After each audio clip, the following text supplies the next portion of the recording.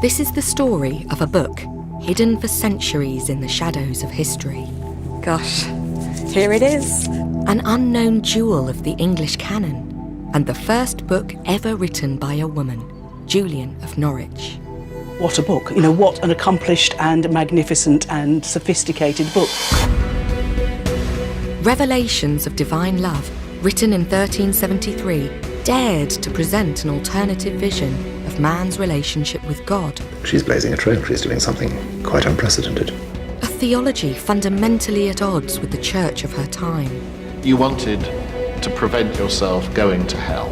Hidden away for 500 years, the book re-emerged as an iconic text for the women's movement. Look at this. May I undo it? Please. And is now acknowledged as a classic. It's one of the first great masterpieces of English prose. This is the incredible story of the survival of Julian's book. We're not going to open it. And the brave women who championed it. We would not have Julian without you in your community.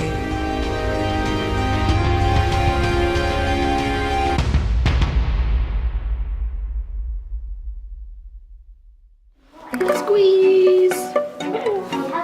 I'm Dr. Yanina Ramirez, mother of two, an Oxford academic, with a passion for all things medieval. Let's get this on. So this is the story of a book. The Revelations of Divine Love. For me, I first encountered it when I was an undergraduate, studying Middle English at St Anne's College, Oxford. It's captured me ever since. This is an impressive book. It's the expression of a brilliant mind and feels as relevant and fresh today as it did when it was written over 600 years ago in 1373 by Julian of Norwich, who was a woman. Right, all ready for school? Yeah, come on then, let's get you out to the car. This was a time when most women's lives were confined to the domestic sphere. Very few women had access to an education. It would be another 500 years before women were allowed to study here at Oxford. In medieval England, almost all intellectual thought was framed by the church and written in Latin by men. Women were certainly not encouraged to think or speak about God. But speak or write, Julian did. In English, the language of ordinary people.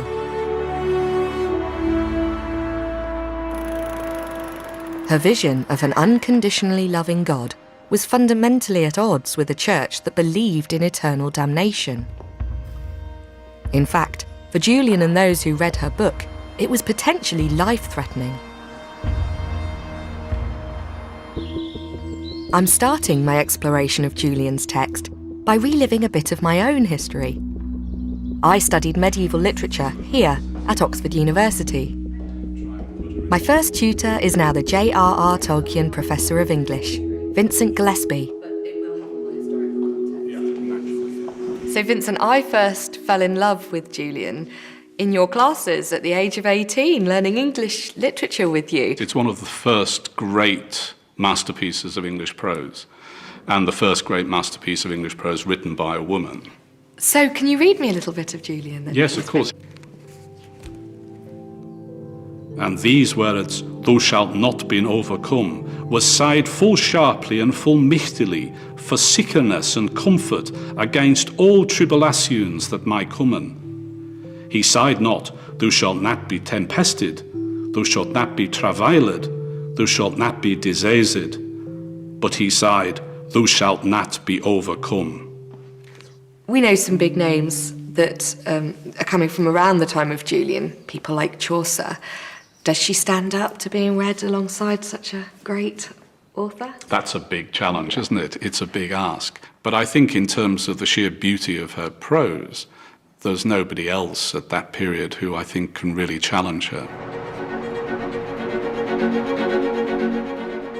Some scholars have said that if Chaucer is the father of English poetry, then Julian is the mother of English prose. But Chaucer was widely known and read in his own time, while Julian and her book Revelations of Divine Love were cast into oblivion. What I find incredible is that this amazing little book survives at all. That it does is nothing short of a miracle. Almost nothing is known about Julian herself, and her text remains unread. It was sidelined, repressed, vilified and forgotten down the centuries. But it was also kept secret, treasured, guarded and defended by a series of women. Pilgrims, nuns and suffragettes have all played a part. The story of the survival of this book is an extraordinary one. After all, Julian's text proposes an optimistic theology in which God promises her that all shall be well, and all shall be well, and all manner of things shall be well.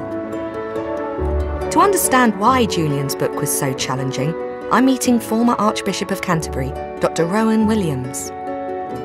If you think, she's the first serious woman writer in the English language. Certainly the first woman writer to write like that about the things of God. So she's blazing a trail. She's doing something quite unprecedented. Would you consider Julian to be a radical theologian? In a sense, she's a very radical theologian because she thinks things through in first principles. It's the time of the burnings of heretics and the Black Death and all those grim aspects of the 14th century. And in that world, she's not turning away from the reality of suffering, not at all.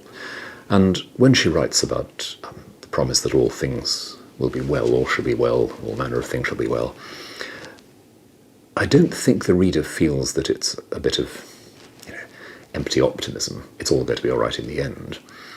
It's just this steady gaze of God looking at her and saying, trust me, I will bring it all together.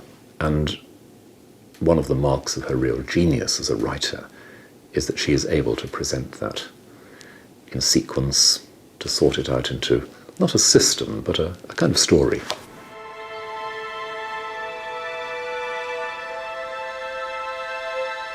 Julian's own story started here in Norwich. Her book gives few autobiographical details, but during her lifetime, Norwich was the second city of England, a busy, prosperous mercantile metropolis. Today, much of the medieval past is still easily visible. In the castle, the cathedral, the city wall, and over 30 medieval churches.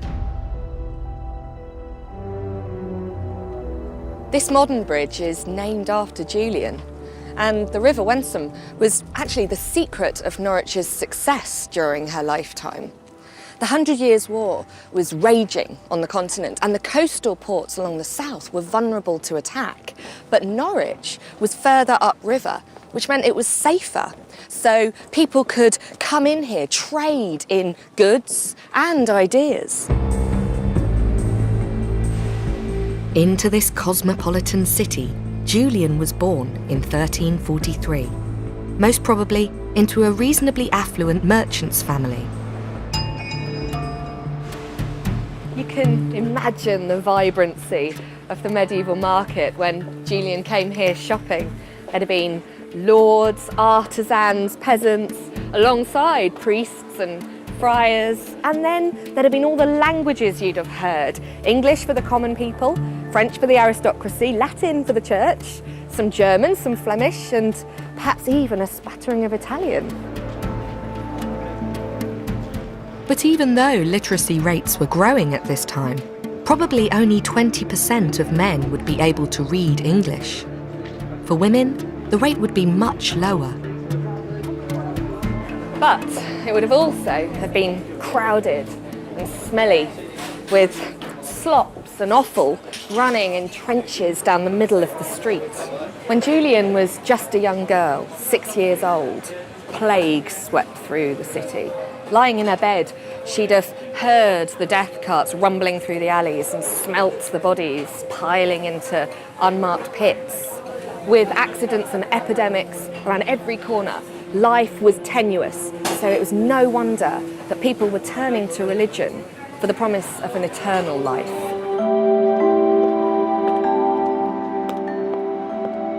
In the 14th century, religious and secular life were totally intertwined. The church year, with its fasts and festivals, was as much a part of daily life as fetching water from a well.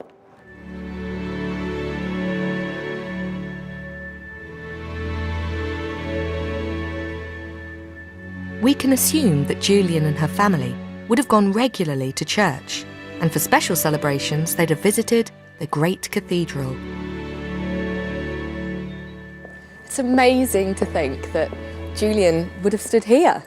She'd certainly have come to the cathedral and would have gone through these doors during big celebrations like Easter, when all of the city would flock here. Little did she know, 700 years later, her own statue would be up here. She's looking out from the doors of Norwich Cathedral.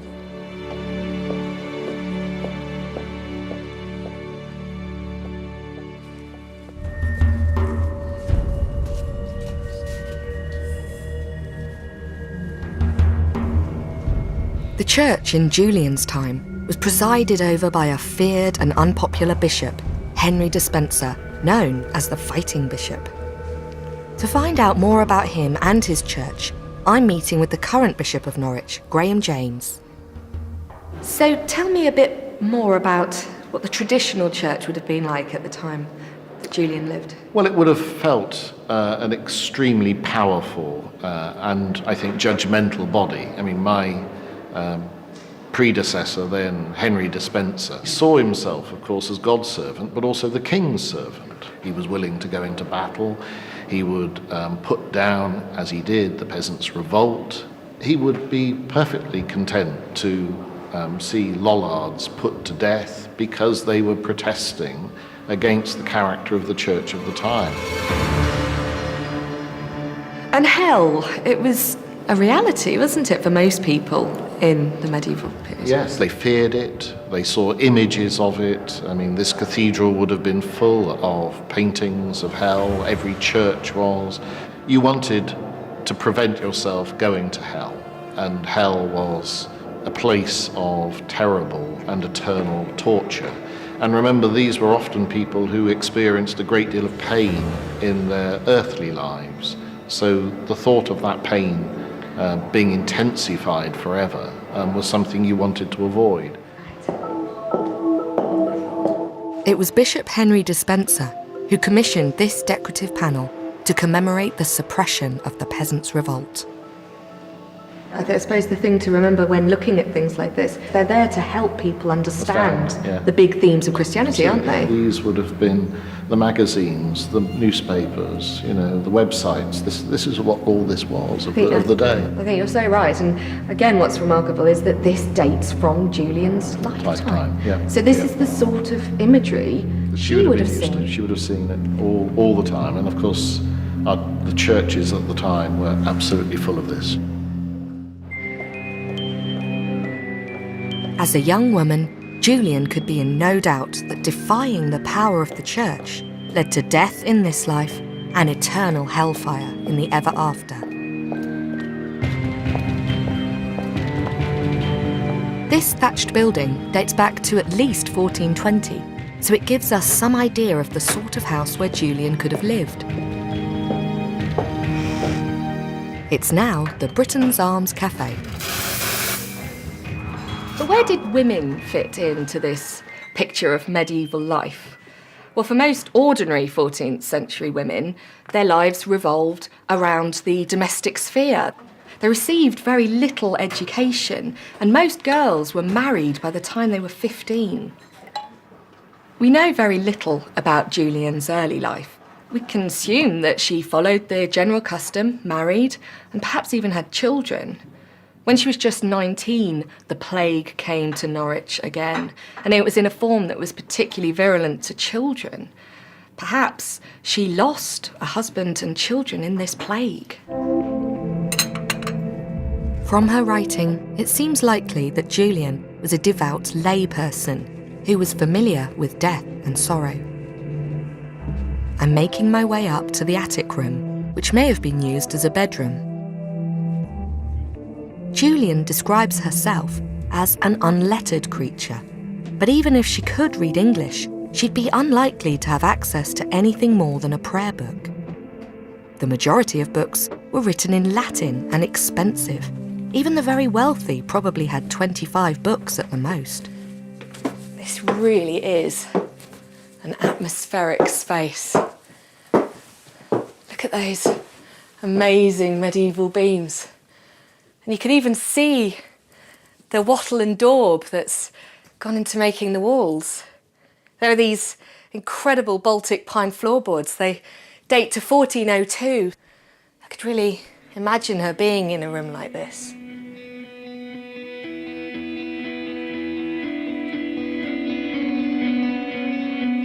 When Julian was 30 years old, she herself became ill and nearly died.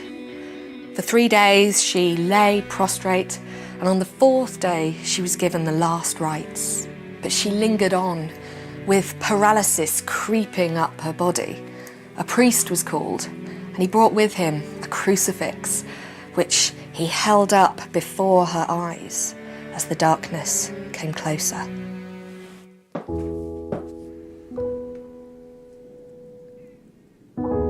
Julian entered into a visionary state where the crucifix became living and real. She had a series of mystical revelations in which God spoke directly to her, a simple woman.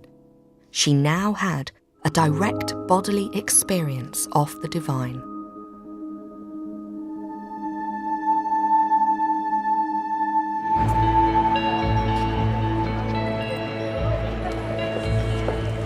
I'm really excited. I'm going behind the scenes at the British Museum to a place I haven't been before. I'm going to see a crucifix which may have been the type that Julian actually gazed on as she thought she was dying.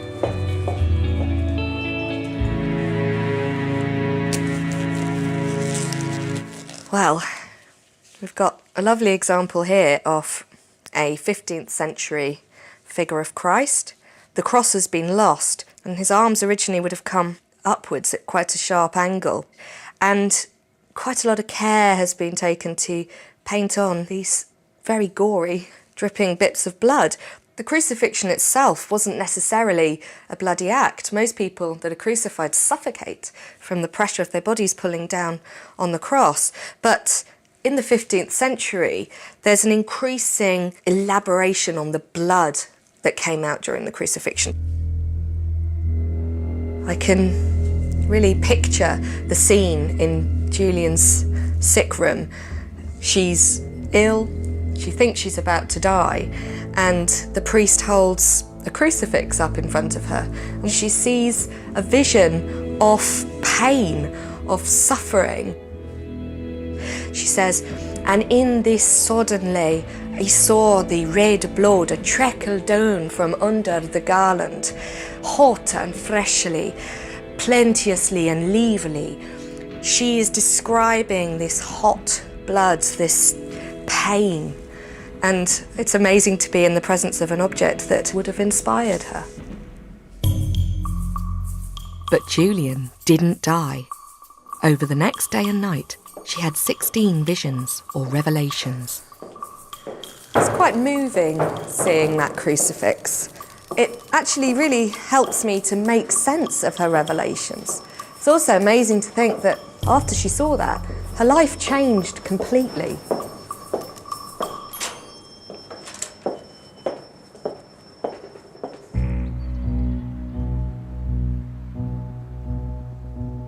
As a mystic, Julian now had a direct relationship with God, unmediated by the church. She made a drastic decision. She became an anchoress. An anchoress was a female religious hermit who devoted her life to God by living as a solitary, walled up in just one small room. Julian spent the rest of her life in a cell attached to St. Julian's Church in Norwich. She may even have taken the name of the church. Wow, look at this place, it's amazing. The original church was bombed in the Second World War, but has since been restored. It's incredible to think that on this spot, Julian would have taken her anchoritic vows of poverty, chastity, and stability of abode. She was essentially dying to the world. And as she'd have sat here during those rites, it would be like being a witness at your own funeral. It's also incredible to think that once she went inside this room, she wasn't to come out again for the rest of her life.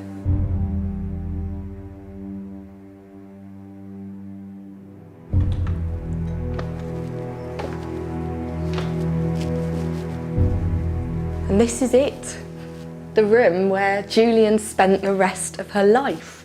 It's amazing to think of someone being in one room for 30 years. This isn't actually the original, but it is built on the foundations of the 14th century cell that Julian stayed in. In fact, Julian might even be buried underneath here, as a number of anchorites were buried beneath their cells. There'd have been 3 windows, the first one here that looked out onto the street. And here she might have acted almost like an agony aunt, providing counsel to the people who passed by on this very busy road to the port. And here she could provide counsel to everybody from lords and ladies to prostitutes. Then there would have been another window over here that looked out to an alcove. And here Julian would have had a maid, provided her with food and drink, and also removed any waste, so all the nitty-gritty of life. And then there was one more window up here, which looked out into the church. And from here, Julian would be able to watch the service and take part in the daily activities of the church.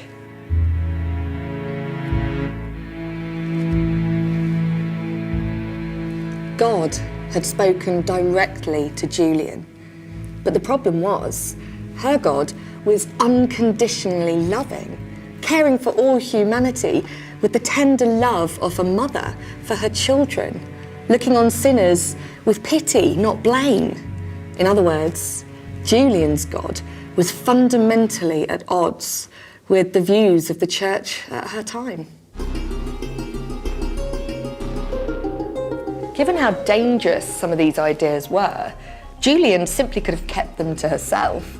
But instead, she took the extraordinary decision to write them down, and to write them down in English, so that everybody could understand them. This is at a time when heretics are being burnt for reading the Bible in English. I've written books myself, and anyone who's tried it knows it's an incredibly hard thing to do. But imagine if no woman has done it before you, if you have to learn to read and write in order to do it, and if you're tackling ideas that are potentially life-threatening. Julian must have had great courage and determination. She says, "But just because I am a woman, why must I not write of the goodness of God?" And that is what she did, here, in this room. For 30 years, she interrogated her revelations, developed her own profound theology, and recorded it all in an incredible book. These revelations were shown to a simple, uneducated creature in the year of our Lord 1373, on the 8th day of May.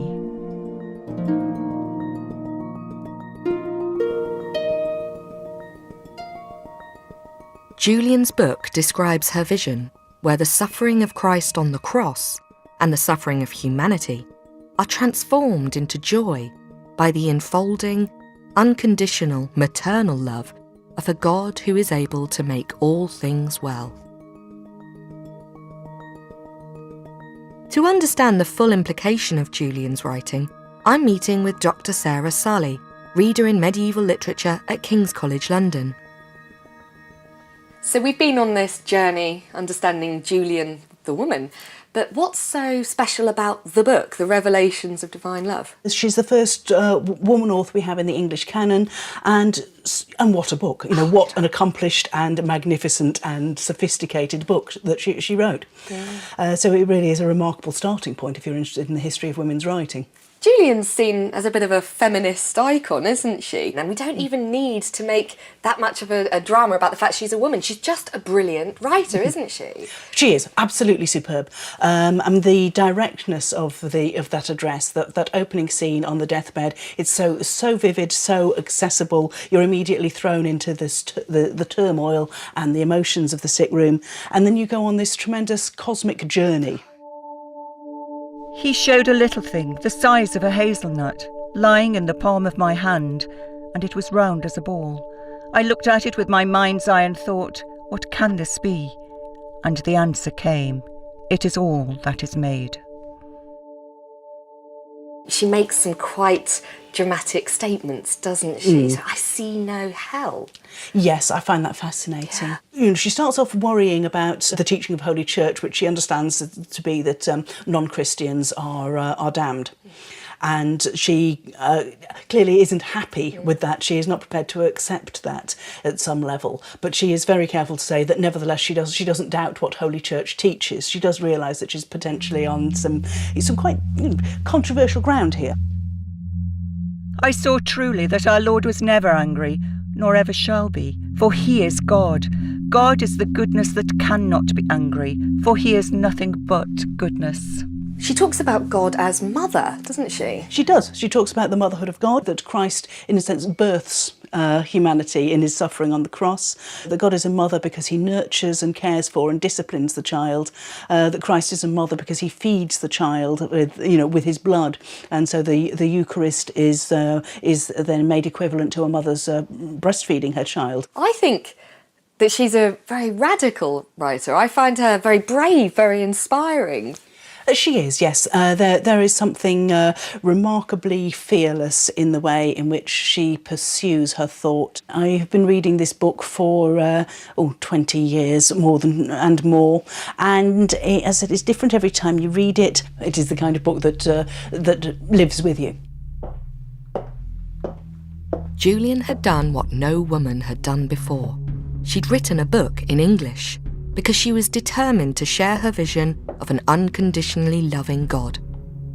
But because her views challenged the church of her time, she was understandably cautious.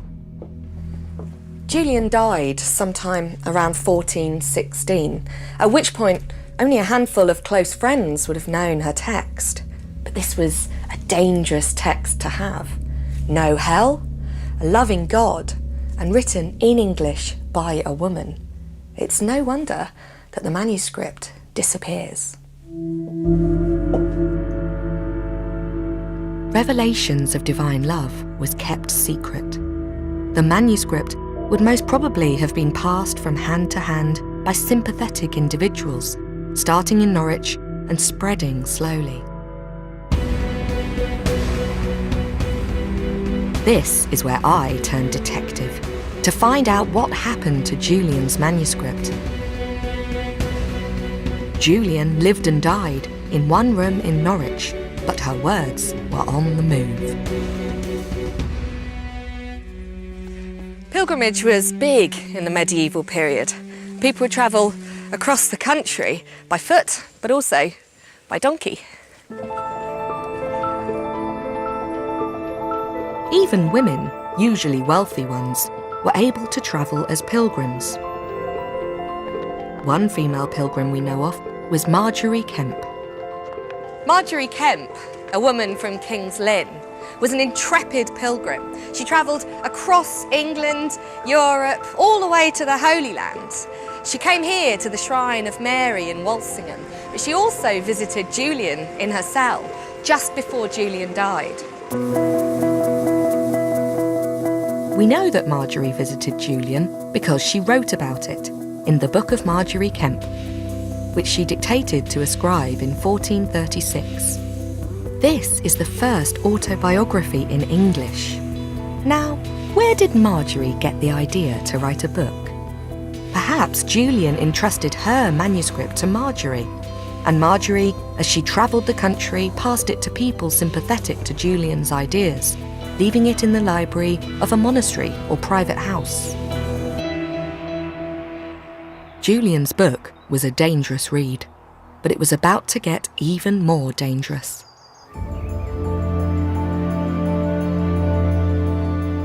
During the Protestant Reformation, the Church of England broke away from the Roman Catholic Church. Monastic life was regarded as ungodly and abolished. In 1534, Henry VIII, with the help of Thomas Cromwell, passed the Act of Supremacy and began the dissolution of the monasteries, also known as the biggest land grab in history. Walsingham Abbey was destroyed, and all its possessions were given to the king. In religious institutions across the country, this process was also taking place, and the manuscripts of the great libraries were either destroyed or sold off. During the dissolution of the monasteries and the Reformation that followed, a great many religious books were lost forever. Protestants regarded visionary experiences such as Julian's with suspicion, and sometimes even denounced them as witchcraft. Julian's manuscript, read by only a few, appeared to be one more casualty of the religious turmoil of the 16th century. But as it turned out, Julian's manuscript had escaped destruction.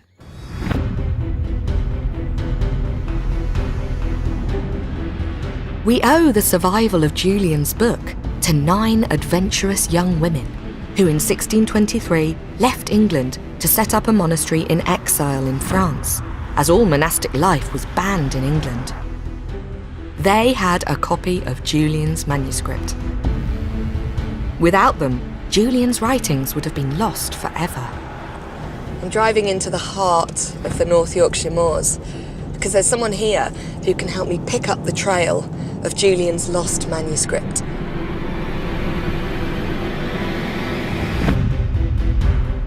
Stanbrook Abbey in Wass is the new home of the Order of Benedictine Nuns, first established in France by those 9 young English women. This award-winning building is a fitting testimony for the indomitable spirit of the founding sisters and the generations that followed them. I've come to meet Abbess Andrea. Hello, welcome to Steinberg. So nice to see you. Come on in, thank you.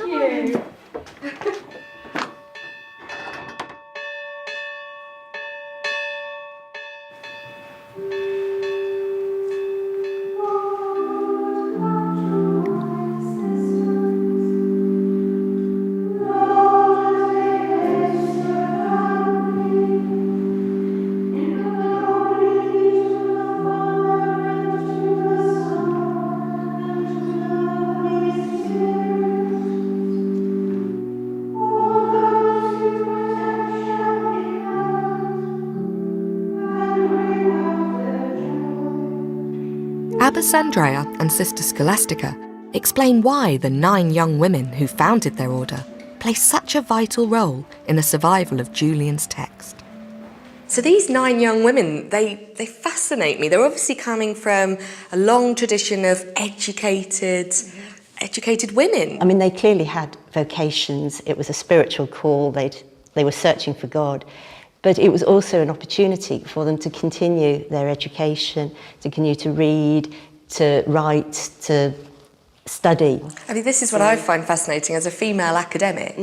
That would have been the life I would have chosen, not the rounds of having babies and being, responsible for the household. For so many of women who went into religious life, it was their only opportunity to further their education. What sort of activities are they doing? I mean, obviously they're writing, aren't they? They're engaging with texts. They were doing what age-old monasticism has always done.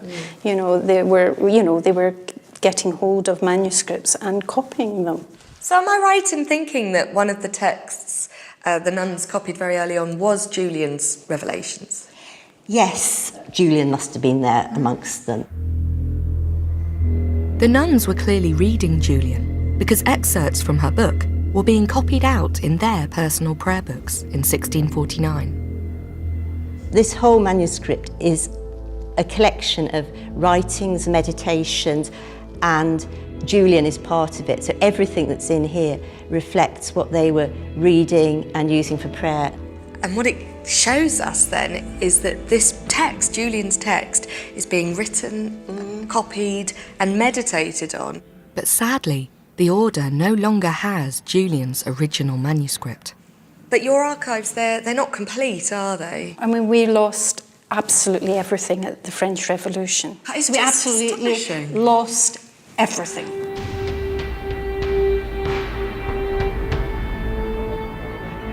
To discover what happened to the nun's copy of Julian's manuscript, I need to leave England behind and cross the Channel.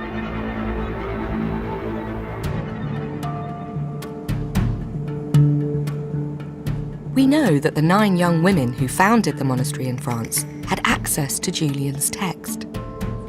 We don't know if they took a copy of the manuscript with them or if it was smuggled out later, but somehow those nuns had a copy of the Revelations of Divine Love.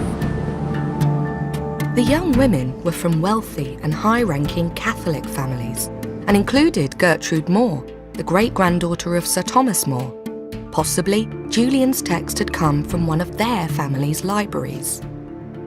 Roman Catholics still valued visionary experiences of the divine, like Julian's. Gertrude More was only 17, and the oldest of the group was just 23. They must have been motivated by religion, but perhaps they were also driven by a sense of adventure, by the desire to travel and explore the world. Why would they be any different from young women today?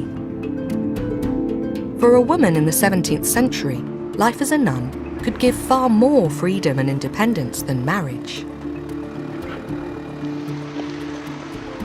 The young women had arrived here in Cambrai. It's now part of northern France, but at the time it was part of the Spanish Netherlands. I'm here on the Rue des Anglais. It's actually named after the 9 Benedictine nuns who set up their convent just down there. There they were ordained, they lived, they worked, they studied. Their lives would have been very similar, in fact, to that of the nuns at Stanbrook Abbey. There's very little left of the original monastery, but it is marked on a 17th century map. Throughout the century, the monastery grew as more young women from England joined the founding 9. In 1670, the man who was chaplain to the English nuns in France, Serenus Cressy, published a printed translation of Julian's text based on a handwritten copy made by the nuns.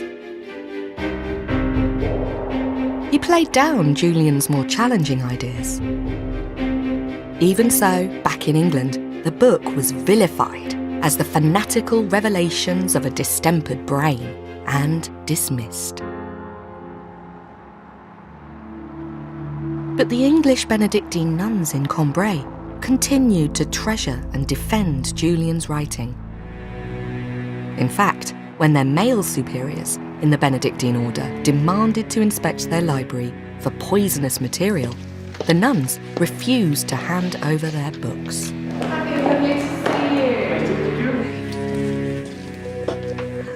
Fabienne Laforge, curator at the Municipal Library in Cambrai, has evidence of just how impressive the nuns' library was. So we've got these wonderful manuscripts. Your store of manuscripts is incredible. So this was in the library of the Cambrai nuns? Yes. Brilliant. Oh, look at this.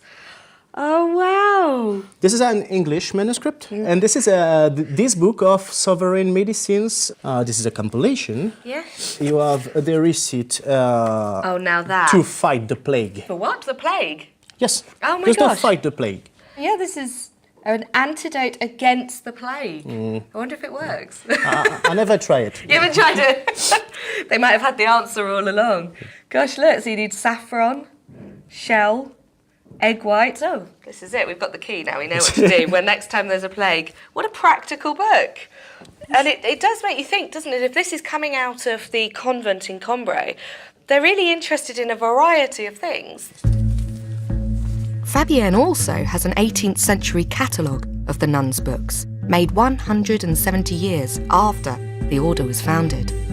How many manuscripts and books do they list for Cambrai? We have 1,000 manuscripts, handwritten manuscripts? Yes. Wow, so that again makes me think this is an active scriptorium, this is a busy library where they're copying texts. Yes, this They're is not just one of the reading them. clues. Do we have any evidence then for Julian coming out of this Yes, catalogue? in the catalogue we have one particular occurrence. The catalogue shows that the nuns had 15 printed copies of Julian's text, but the original manuscript is not listed. However, some pages of the catalogue are damaged and unreadable. It lists no manuscripts of Julian. No manuscript.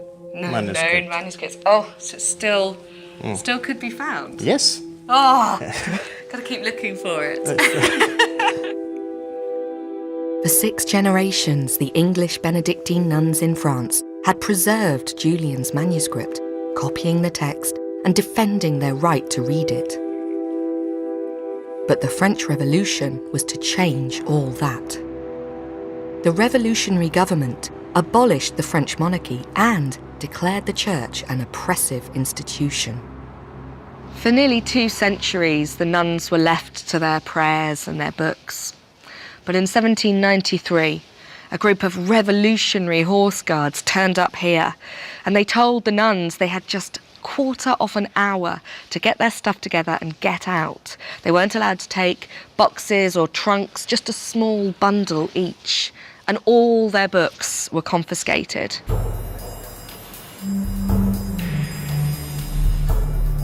The monastery of the English nuns, including their library of books and manuscripts, was confiscated by the revolutionaries, and the nuns were imprisoned. They shared their prison with 16 French Carmelite nuns, until one day open wagons arrived to take the French nuns to trial in Paris.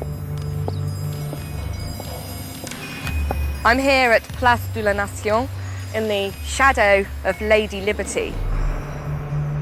Just over there, one of the busiest guillotines in the city was set up. Over 50 people a day were being led to their death. On the 17th of July, 1794, the 16 Carmelite nuns that were imprisoned with the English Benedictines went to the guillotine singing. The French Carmelite nuns were executed, and the English nuns believed they would go next. This is a private graveyard, Picpus Cemetery, where the bodies of the French nuns are buried.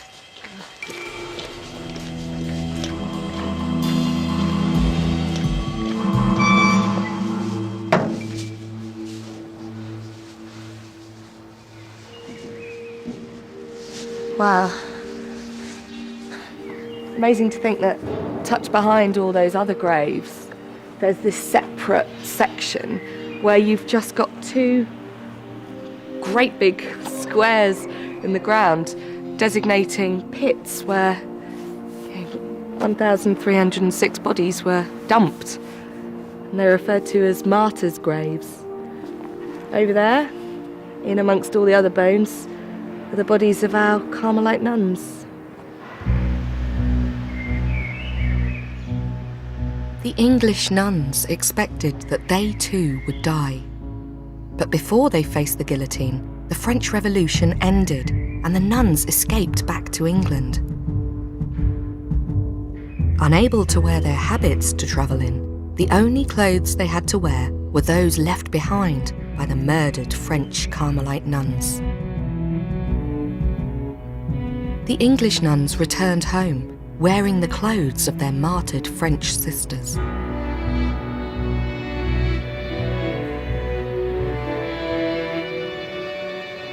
Back at Stanbrook Abbey, Abbess Andrea and Sister Scholastica take me to their private chapel for a rare glimpse of their most treasured holy relics. This is the reliquary of the Carmelite martyrs. It's the relics that survived, that came back. It's actually some of the clothes that our community wore when they came back from prison. Really? Which they realised that the Carmelites had been guillotined, they realised they were martyrs, and they realised just how valuable those clothes were. And later this beautiful reliquary was made. This is the actual story. You can see the Carmelites getting into the open wagons, and you can see us looking out the window there.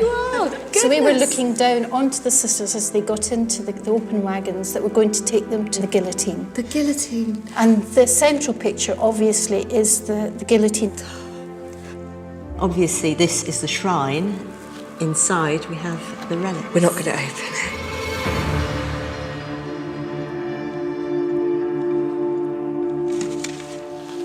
Those are the seals that were put on when it was actually authenticated as being the real relics.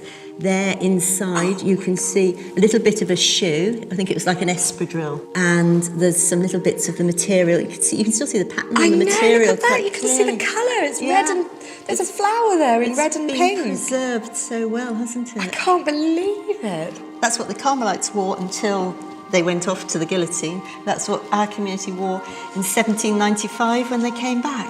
Wonderful. The nuns were lucky to escape with their lives. For 6 generations, they had protected and kept alive Julian's book. But now, their original manuscript and all their copies were lost. Or were they? Perhaps somewhere on the continent, a copy of Julian's manuscript made by the English Benedictine nuns was waiting to be discovered.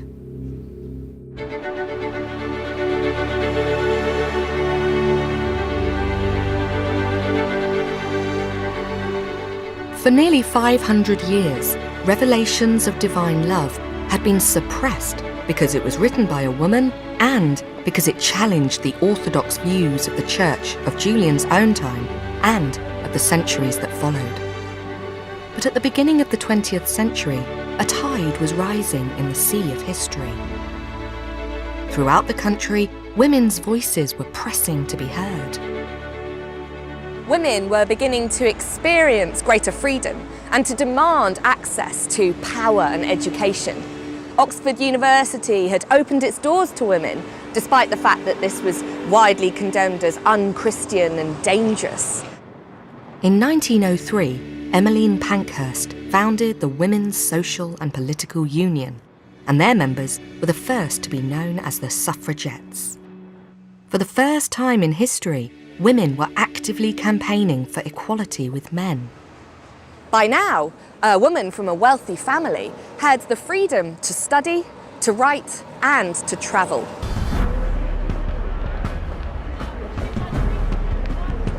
In 1901, a middle-aged single woman got off the train from Edinburgh and was heading for the British Museum.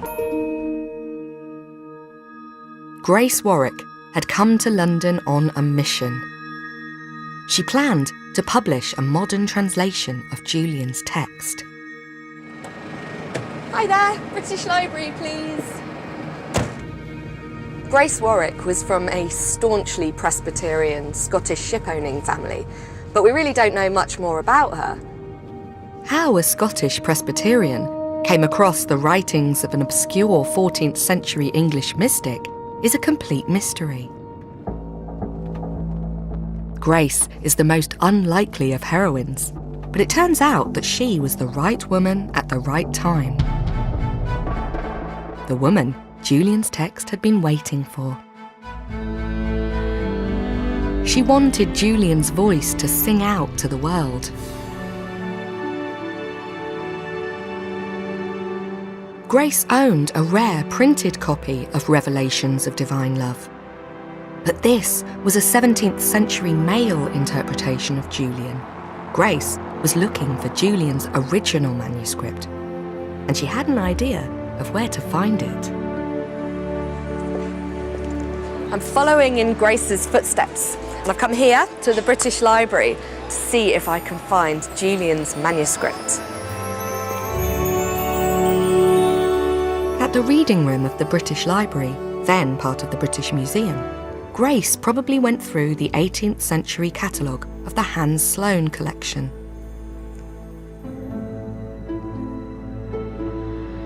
Hans Sloane was an extremely wealthy doctor who, at his death in 1753, bequeathed his collection of 71,000 objects to the nation.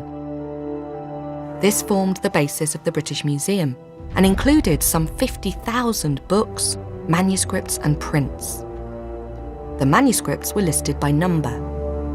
No one knows how a copy of Julian's manuscript came into the Sloane collection, but filed in the 18th century catalogue under the heading Magic and Witchcraft was the manuscript Grace was after.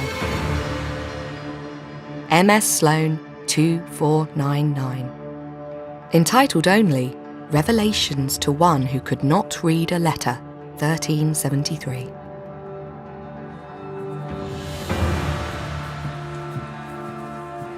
Gosh, here it is. MS Sloane 2499.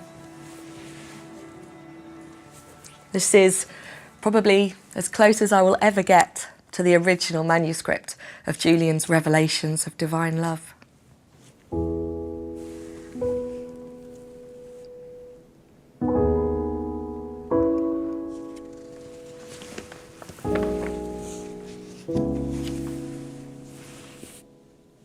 This is a 17th century copy of a now lost medieval manuscript. It was made by one of the English Benedictine nuns in France. It's written in an East Anglian dialect and is believed to be the nearest we can get to Julian's original text. You can almost hear that East Anglian voice coming through. Here's that famous line. Sin is behovable, but all shall be well, and all manner of things shall be well.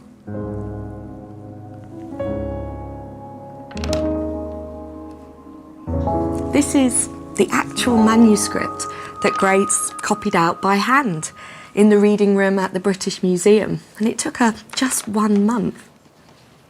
I'm surprised at the condition of this. It's really hard to read. The paper's incredibly stained. The ink is biting through from the other side, so it's hard to make out the individual words.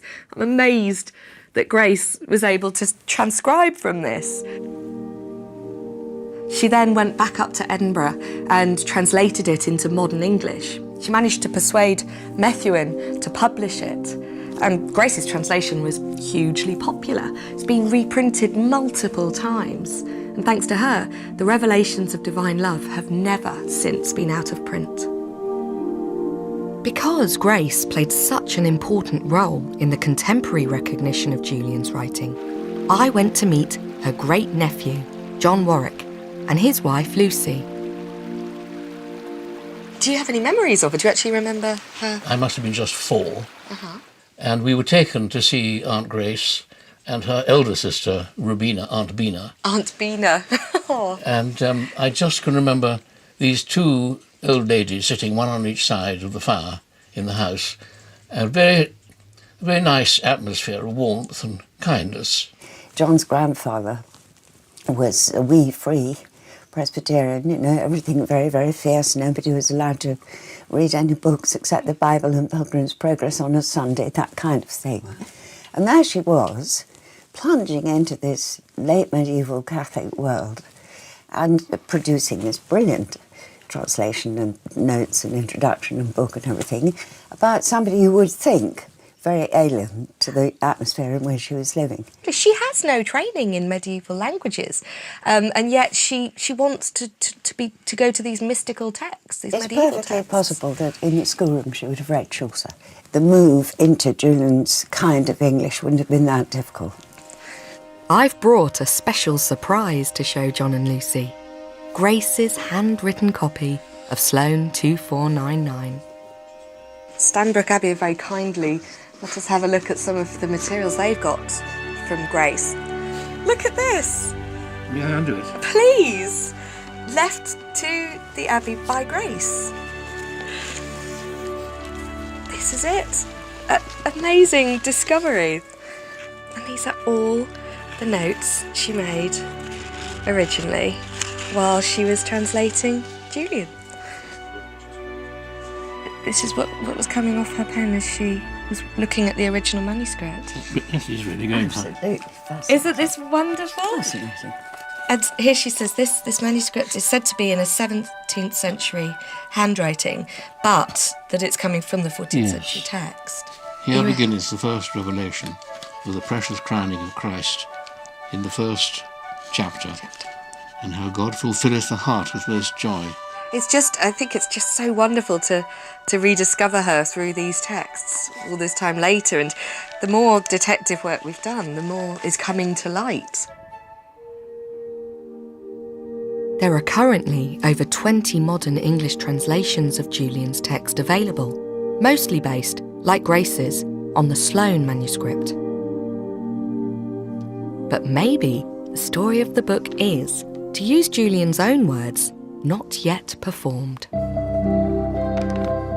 Manuscripts turn up all the time, and that's the great excitement of being a medievalist, is that all of a sudden your knowledge about a text can be transformed by a new manuscript that comes to light. Maybe somewhere in a monastic library or a municipal library in France, there is resting an early copy of the long text of Julian. But thanks to Grace Warwick, Julian now has the reputation she deserves. This stained glass window was made in 2002 for the Chapel Royal at St James's Palace, the Queen's private chapel. Julian is now acknowledged by both Catholics and Anglicans, and her writing is respected worldwide, translated into every major European language, even Finnish and Catalan. People travel from all over the world to visit her cell in Norwich. Today, St Julian's Church is hosting a group of pilgrims from North Carolina. Welcome properly. So you've come to see the cell of Julian? Oh, it's my second time. Really? Yeah. This is my first visit to Julian's shrine. Is it? And it's beautiful, it's peaceful. So coming to Julian's cell then, it's helping you to tap in to the history, but also her own spiritual her view. spiritual view and her view that women did have a place back then, because we think of them as a minor historical footnote, and this is, you could be influential then, you could make a difference. This has been the most incredible journey, trying to make sense of a text that's had a really profound effect on me. I think for any woman who wants to share their ideas, Julian is the starting point, the inspiration. It's been emotional, exciting, at times excruciating, trying to access this woman who still seems out of reach across the centuries. He showed a little thing, the size of a hazelnut. I wondered how it could last, for it seemed to me so small that it might have disintegrated suddenly into nothingness. And I was answered. It lasts, and always will, because God loves it. So I've come back to where it all began. The cell that Julian spent her life in and wrote her revolutionary text in. She describes seeing the whole universe in a simple hazelnut. And as I reflect on my experiences, I also feel like they've reached a sense of completion. Julian couldn't leave this cell, but I can. My journey is now complete.